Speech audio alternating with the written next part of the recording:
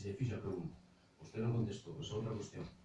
E sobre esta cuestión, vostede é presidente dun goberno, dice que non é presidente da Televisión de Galicia, entonces confirma vostede que non hai ningún tipo de politización da Televisión de Galicia, porque que eu a vostede escoitei, a cargo do seu partido escoitei, dicir que a televisión catalana está politizada e que hai que suprimila. Entón, non entendo moi ben porque a televisión catalana sí e a televisión galega non, cando depende dun goberno particular.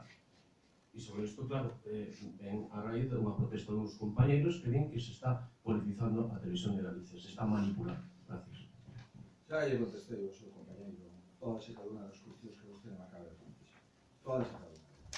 Eu non vou intervir nas cuestións da selectividade e dende o día que pactei co Partido Socialista Obrero Español en Galicia o nomeamento do director da Compañía de Televisión Galega, a partir desde aí lle corresponde a ese director, o seu equipo e o seu Consello de Administración, o labor de control e de seguimento da Compañía de Televisión.